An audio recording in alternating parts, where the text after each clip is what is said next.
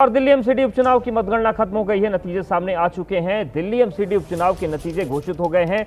MCD उपचुनाव में सभी 12 सीट के नतीजे सामने आ चुके हैं, जिसमें बीजेपी ने 7, आम आदमी पार्टी ने 3 और कांग्रेस ने 1 सीट जीती है। एक सीट पर ऑल इंडिया फॉरवर्ड ब्लॉक की जीत भी हुई है। तो 12 सीटों पर उपचुनाव हुआ और इन 12 सीटों पर जो उपचुनाव हुआ है, इसमें बीजेपी ने 7 सीटें जीती हैं।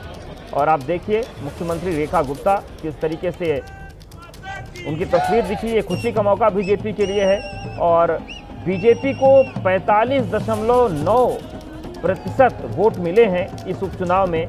वहीं आम आदमी पार्टी को भी विधानसभा में करारी हार के बाद एक संजीवनी मिली है और 3 सीटें आम आदमी पार्टी जीत गई है। कांग्रेस का भी खाता खुला है, कांग्रेस ने 1 सीट जीती है। वहीं एक सीट पर ऑल इंडिया फॉरवर्ड ब्लॉक को भी जीत हासिल हुई है।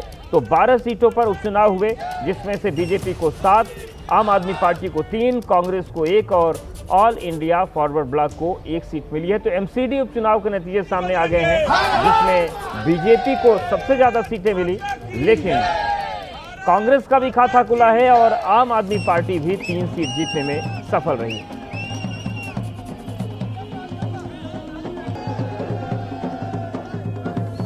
दिल्ली बाईपोल के नतीजे आ चुके हैं। 7 सीटों पर भारतीय जनता पार्टी ने जीत दर्ज की है। हालांकि 2 सीटें भारतीय जनता पार्टी ने गंवाई हैं और हमारे साथ बीजेपी के प्रदेश अध्यक्ष वीरेंद्र सचदेवा जी हैं। वीरेंद्र जी, 2 सीटों का नुकसान हुआ है और मुंडका जैसी सीट पर आपने जीत दर्ज नहीं की, ये कहीं ना कहीं सवाल खड़े कर। आप जिसे गंवाना कह रहे हैं, हम कह रहे हैं हम 12 में से 7 जीते हैं। और स्थानीय जो चुनाव होते हैं, ये स्थानीय मुद्दों पर लड़े जाते हैं। तो मुंडका में निस्संदेह जो स्थानीय समस्याएं रही होंगी, उसको पढ़ने में हम लोग विफल रहे हैं। लेकिन दिल्ली की जनता ने हमें भरपूर प्यार दिया इस चुनाव में। 45% से ज़्यादा जो मतदान है वो भारतीय जनता पार्टी के पक्ष में गए, जबकि आम